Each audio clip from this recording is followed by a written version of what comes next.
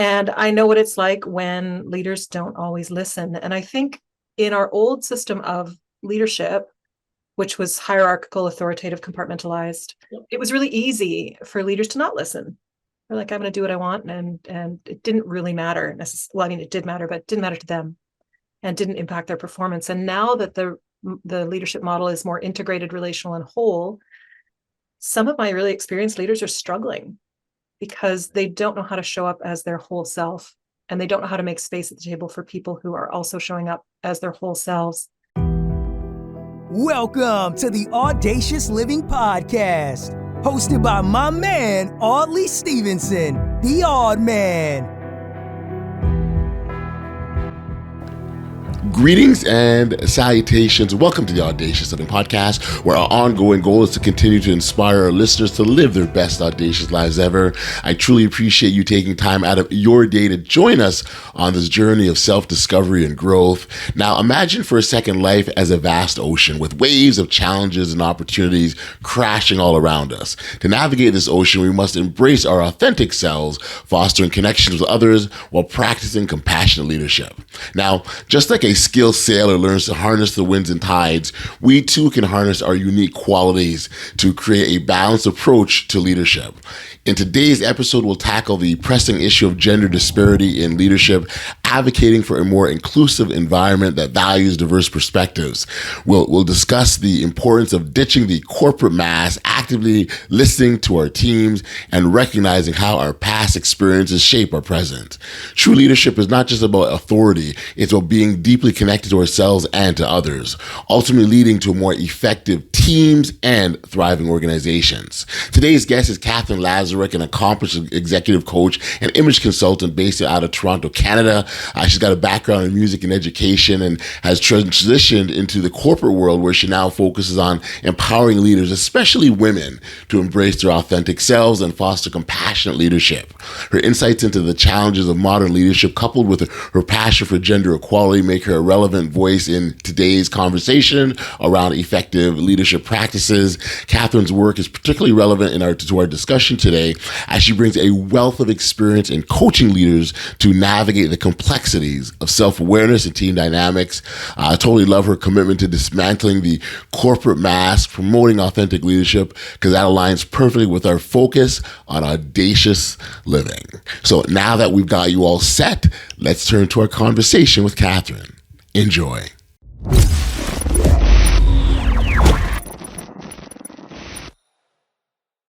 Hey, Katherine, thank you for joining me here today on the Audacious Living Podcast. I appreciate you making the time to be here. Thank you. It is my pleasure. Thank you for having me. Oh, this is great. You know, I take so much enjoyment and pleasure to be able to engage in conversations that can somehow, in some way, impact others in their lives in a positive fashion, manner, and just the art of dialogue, the art of conversation, and it's a great way to be able to do that. So thank you for being here. I'm here on this podcast, and we encourage individuals to live their best audacious lives. And really what I love about that is it's you know, we all are on our own individual journey, our own individual path, and what Sally or Tom or Roger is doing, it's going to be different. And we're all going to see our own sets of challenges, our own sets of circumstances that will influence and guide and maybe even shape who we are. I'm such a big fan of individuals embracing that journey for all that it is, whether it's the perceived good or the perceived bad. Like, embrace all of it, because you never know what will come out of that. But you got to take that first step. And so that's what we're going to talk about here a lot. I know you spend some time in the leadership space, right? Really in executive coaching space, you're really helping individual leaders as well in their own way get to that better place also. So maybe as a starting point, I'd get you to talk to our audience, introduce yourself, and tell us about the work that you do and what's got you to the point that you're at now. Okay. I will start at the beginning. No problem. A very good place to start. Okay, we're not quoting Sound of Music today. That's fine. We're not doing that. It's good.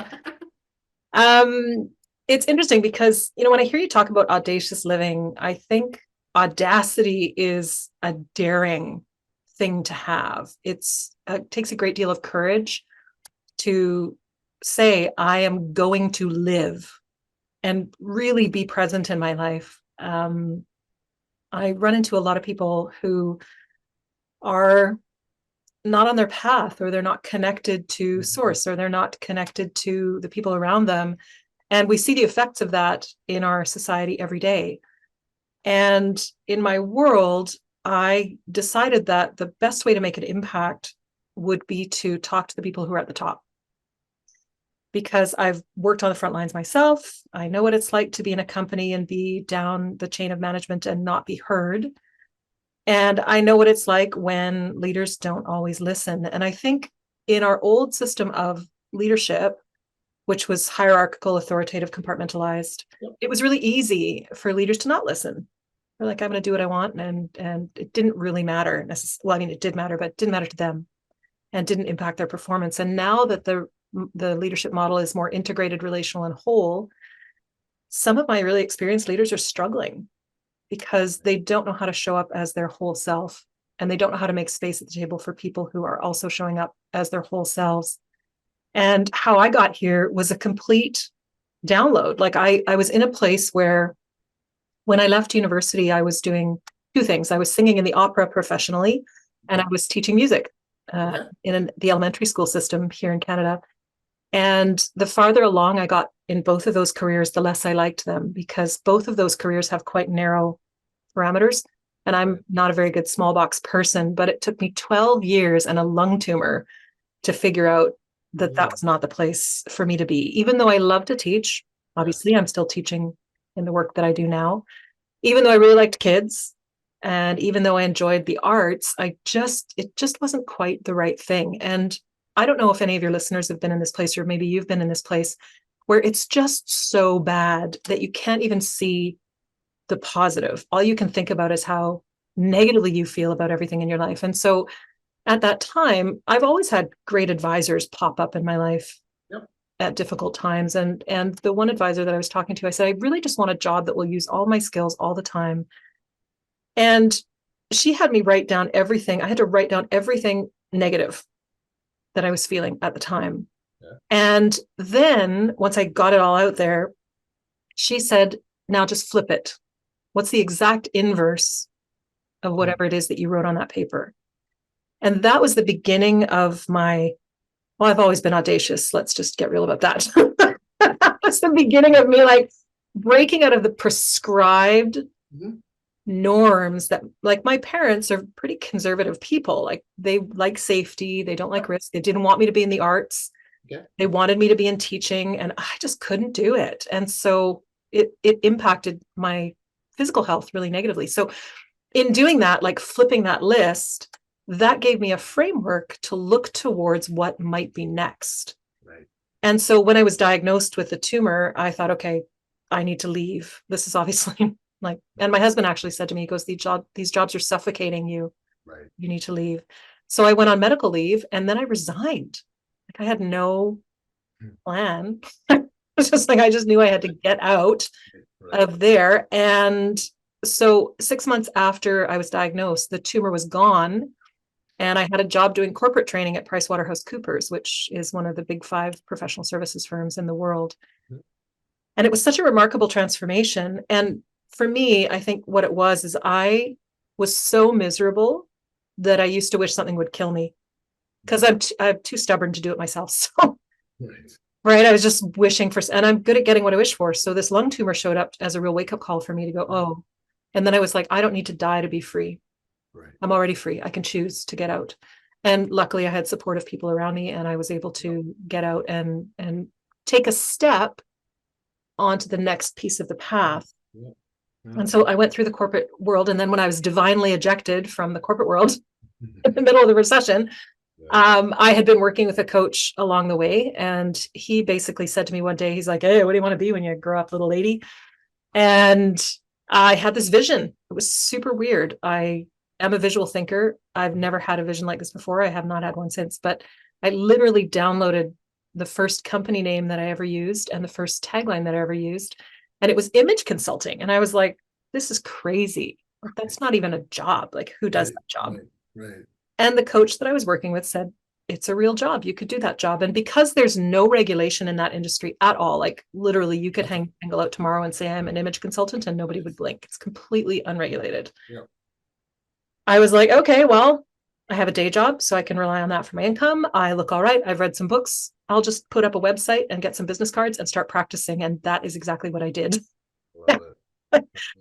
I don't really recommend that approach now for people who want to get into image consulting, because I please guess. get some training. But there's something to You be know, said, look but there's back, kind I of was like, oh, there's something to be said about kind of jumping into the water, right? Like just yeah, you and just have to go. There are yeah, moments where you just have to jump. and it's that first step. I mean, I oftentimes say is okay, all right. You take that first step. There's one or two things that'll happen. You'll be successful, which is what you wanted, right? Right, So great, you're successful, right, and or you're not successful. But and right. if you fail, if you will, we'll use the F word and say if you fail, okay. What comes out of that? Well, you now know how not to fail again because you got a lesson in that. Exactly. You got some insights, you got some perspective, you got some knowledge.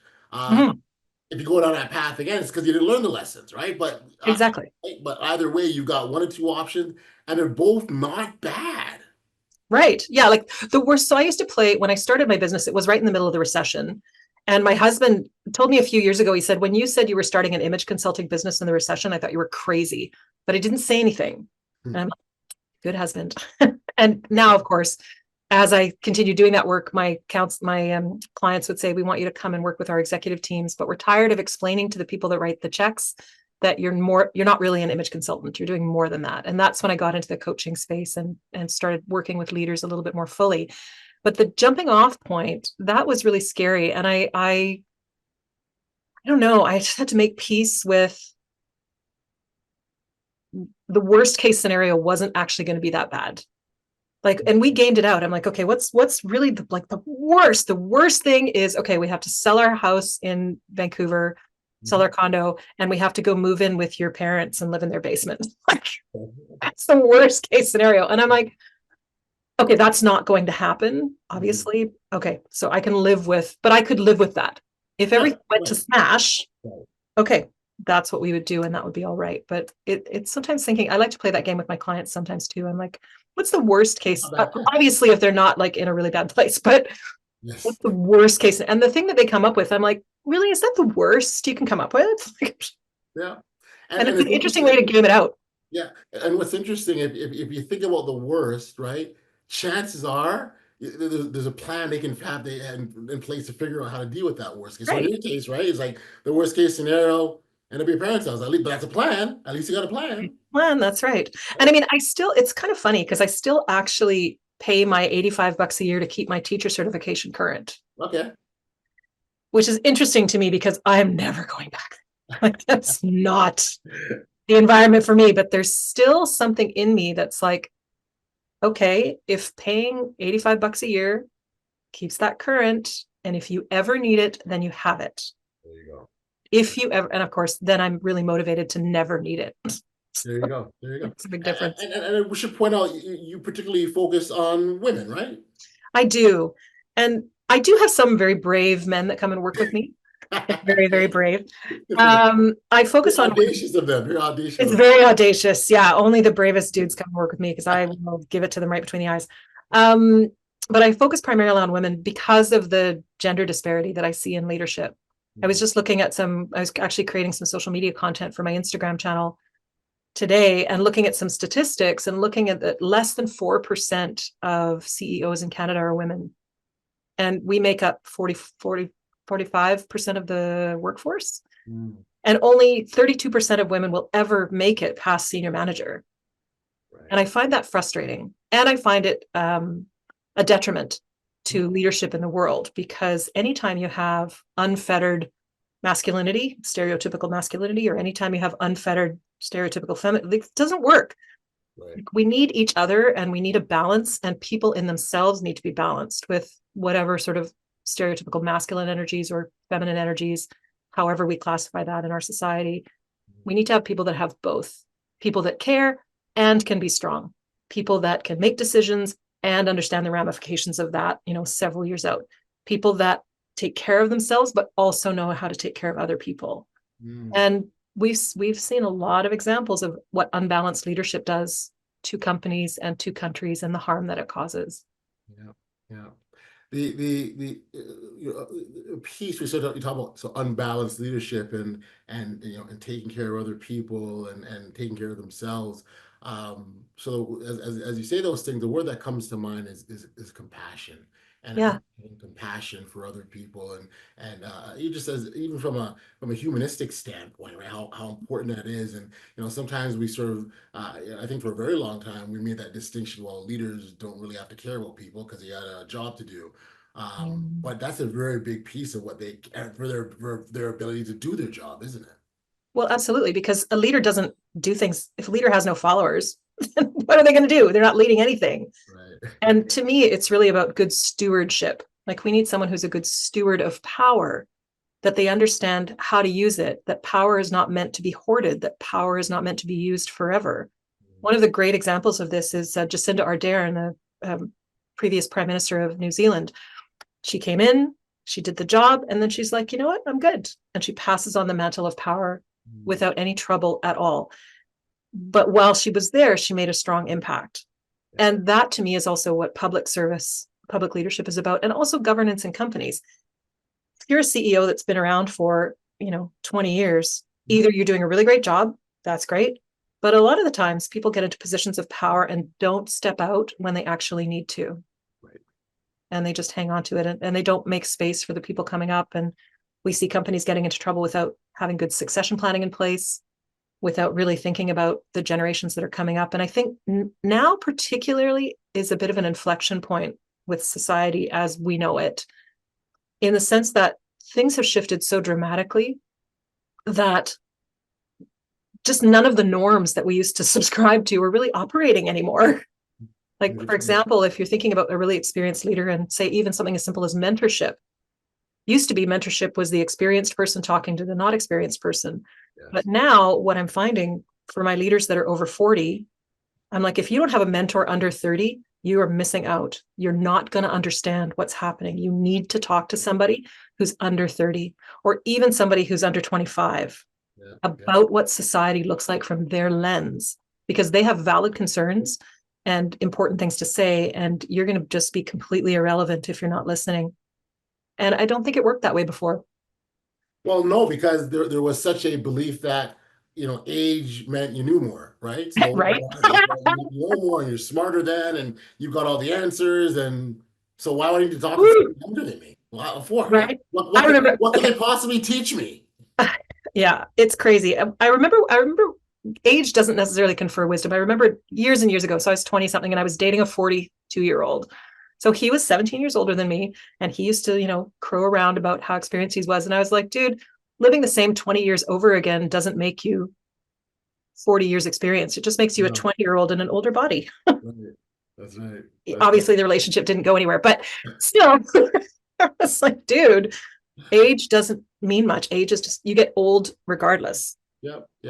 Well, what are you doing with it? there's a part in it, and you reference listening, right? And the ability to listen. And I'm going to add the A word and say active listening to that, because if you're being an active listener, you're staying engaged, you're being present, but more importantly, you're focusing on what you're receiving from the other person.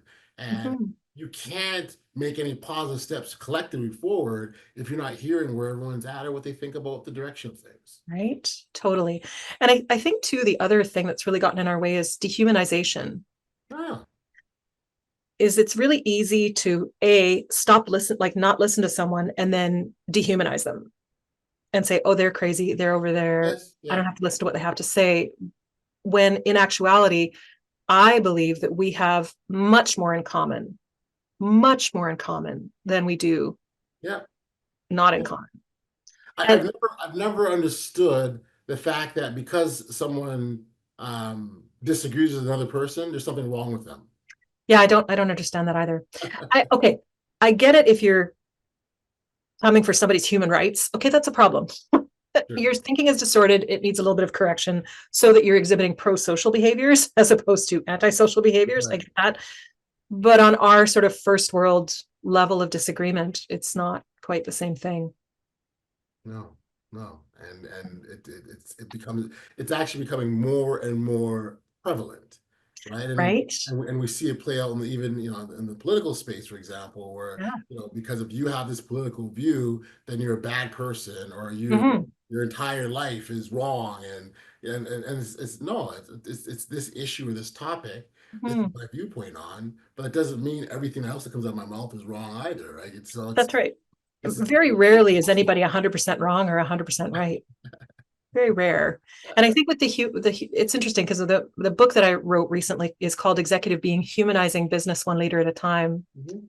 And I think with the rise of AI and with COVID and all the different things that happened to give us more technological connection, I think we can lean out. We need to lean into being human really hard now in business and elsewhere. We need to find those places of integration. We need to find the places where feelings also live. Like it used to be, oh, just the facts.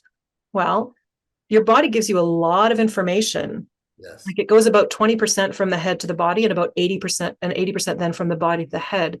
So when people run around and disregard their body completely, you're only operating from a place of about 20% of the information. So the more you can get plugged into your body, the more you can feel what your body is feeling and get your emotions regulated, the better leader you'll be.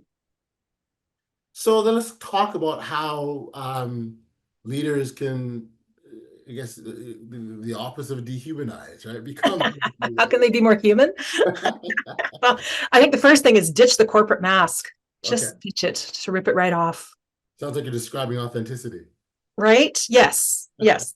I know it's a great word, authenticity. I call in my first chapter of the book is get real. There you go. Let's get real about what's going on in the world. Let's get real about what's happening in business. Let's talk about what happens when the money and the title in the corner office is not the prize anymore. So the first thing is get real with yourself, get real with your situation, admit that you're human, admit that you might need to rest once in a while, admit that life operates in cycles of production and rest, and that the way that we've been doing things is unsustainable for us and for the planet as well. That's number one. So ditch the mask would be the first thing. Well, and so the interesting thing about that is the mask was put on for a reason. And Of there's a whole list course, of reasons why it was put on. It could be survival, survival. That's a big one, right? Like a big right? one. Could be past traumas. All It kinds of could be things. fear. It could be, yeah, again, all kinds of different things that could contribute to why this mask is on. And how important is it to know what those things are before we attempt to take the mask off? I think it varies from person to person. So there are some people who are so attached to their masks that they don't even know they're wearing them. Yeah. And that's always an interesting place to be. But often the people that I run into, they know there's something wrong, but they can't quite put their finger on it. They're like, okay, I'm showing up at work, but I'm not fulfilled, or I'm showing up at work, but I'm not really connecting, or I'm showing up at work and I'm really outwardly successful, but inwardly I'm not happy.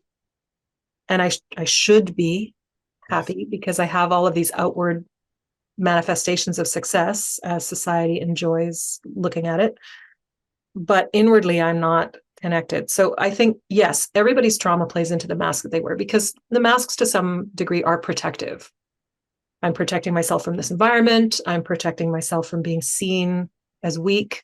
I'm protecting myself from any number of things that might come my way, judgment, any of those things. But I don't think that we can allow fear and ego to get in the way anymore. I think we're at the point where we need to really dig in and do the work because society is waking up. Yeah. People are going, oh, we actually need to pay attention to things. We actually need to be mindful. Oh, we need to be connected to our bodies. Oh, we need to be connected to each other. Wow, shocker. Right? It sounds like you're describing self-awareness a little bit, that we've got to be aware of kind of, what's Yeah. happening. And it's an analogy that I oftentimes use when I describe self-awareness, whereby, envision, a living room. And in that living room, you got your coffee table, your sofa, your television, all the furniture, the lamp, it's all there. Yeah. And you turn that light off, right? And so now all those things are still, they're just completely dark.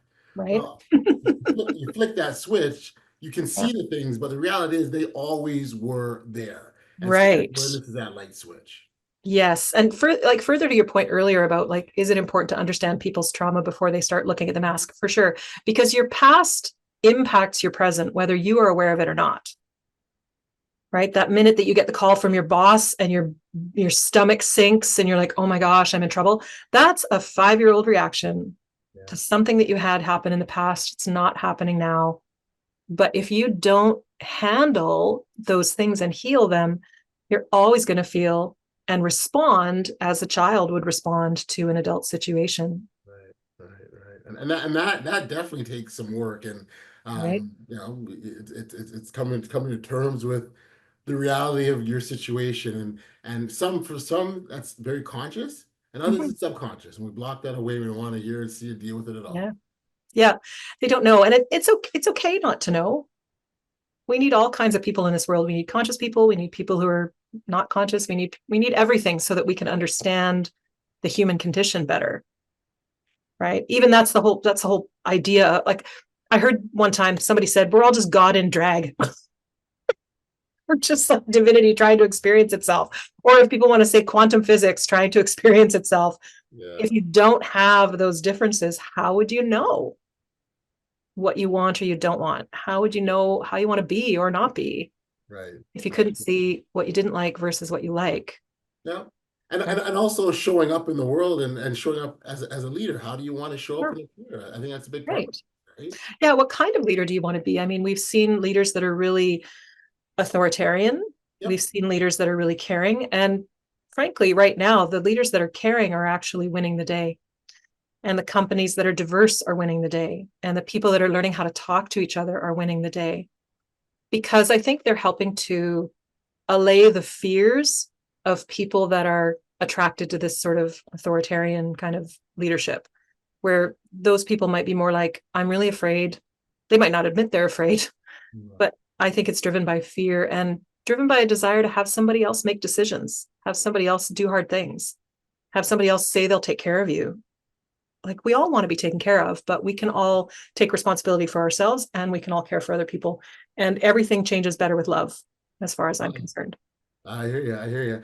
It was funny. I was going to also touch on positive impact, and from a leadership standpoint, and how important that is. But I think love is a great, that's sort of the connector, if you will, right? To have that Mhm. impact. Yeah, I think people shy away from love. They're like, oh my God, that's too much for work. It's too personal. I'm like, but there's all kinds of degrees of love. Yes. You might love your barista in the morning as they make you the perfect latte. You're like, oh my God, I love you so much right now. Yeah. Yeah. And then you like, of course, your spouse or something, like you have love for them in a different way, and you have love for your family, or you don't, or you have love for your pets, or there's so many different shades of it, but it's to me, it's all love. It's all love. Somebody lets you in on the highway, that's love, right? Somebody opens a door for you, that's love. It's an act of love. And the more we can pursue that, and the more we can be human with each other and recognize that we all have needs. We all have those needs. We need those needs to be met, and we need each other to have those needs be met. Like obviously as adults, we can meet our own needs, right? For the most part. But when it comes to connection and things like that, we actually need each other. And companies that learn that lesson do much better than companies that don't. And you're saying this because you've seen it yourself, I'm assuming. Huge. Yeah, it's very, very interesting. Actually, it's super funny because I'll tell you an example I'll give you an example. There was a woman that I was working with who was wanting to fix her finance team. And you think finance is pretty dry, we're not, we don't need to worry about it. We're just here to worry about the numbers and worry about, how we're going to support the company. But the work that I was doing with her, she was so impacted by it. She's like, okay, I want to bring this to my team. So one of the exercises that I did with the team is the 5 things race. So as a group, you need to sit down with a partner and who is the fastest to find 5 things you have in common as fast as you can. And then you do several rounds of it. And I was partnered because the number was uneven. I ended up getting partnered with a couple of the people, but one of the guys on the finance team, we did our exercise and we found out that we had hockey as self-defense in common, in the sense of if you're in Canada and you want to be included in conversation, you probably should know a little bit about hockey. I grew up in a hockey family. My brother played, my dad coached, right? So I had to learn about it in self-defense.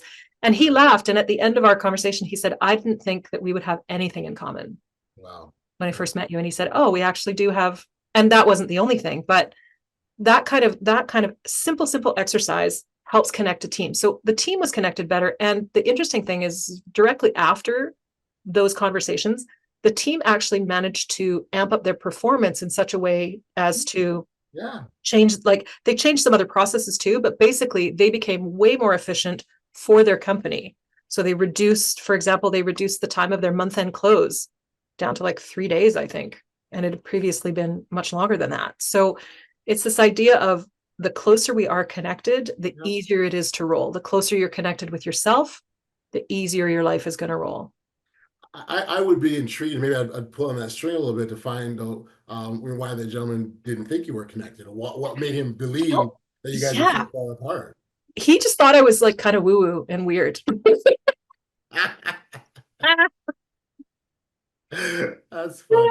Like it was a little too much emotional content for him in the beginning workshop. And I'm like, dude, we need to be connected. We need to be here. And the whole, like, I love to land in a room with people. I'm like, hey, let's just be here. Let's just land in the room. Let's take a few breaths. That was just too much for him. And he thought I was going to be like really woo-woo out there, but he hadn't seen my practical teeth yet. So I love it. It was fun. Oh, Catherine. I love the surprise. I love that. I love that so much about people. Yes. You think something and then someone will surprise you. And I love that. Yeah. Opening up their eyes in ways they never thought imaginable. Right? And like, oh, well, I didn't think of that. And I had no idea, or I didn't realize. And so, that to me is it's powerful, because I enjoy watching that transformation, right? Like what you thought and what actually is are two different things. That's right. And the thing is the longer you know somebody, the closer those two things become. Like if I do exercises around impressions, or what you think of this person, or the assumptions you make about someone, and I do those exercises with people that don't know each other very well, sometimes the impressions are quite far apart, depending on how much thought and effort someone has put into aligning those two things. But then the longer people get to know each other, the closer the relationship becomes. So then it matters less what the person looks like and how they present, because the person knows them a little bit better. But when I was doing image consulting, well, I still do it as part of my work, but as I do that, what people don't realize about that is the more closely aligned your externals are to your internals, the faster you get to know people and the faster they know you. It's just a tool. That's it. Image is just a tool that you can leverage to help people communicate with you better. I love it. And I mean, that's half the battle right there, right? So that's what it is. Yeah, it's nice. This has been awesome. I've really appreciated this conversation and the insights, and just even the simplistic manner that you broken down leadership in a way that people can understand. I think oftentimes I think we overcomplicate things and think that they're much bigger or more difficult or more daunting than what they truly are. And when you sort of dive into, you realize that these are, bite-sized morsels, things that we're probably doing in our own personal lives already with our personal lives. And it's just really extensions of the professional world. So thank you for sharing all that. For listeners that want to connect with you directly, learn more about your work, or again pick up a copy of your book, where can you send them? Send them to Instagram. I'm Katherine Lazaruk on Instagram. It's easy to find me there. I'm in my DMs. You can get me there. And I hang out on LinkedIn and post 3 times a week there as well. Oh, okay. Very cool. Well, listen, we'll make sure that the show notes reflect that as well. Katherine, thank you for doing this. Thank you for being here. It was such a pleasure and a treat. And then all the best. Thank you. It was great to be here.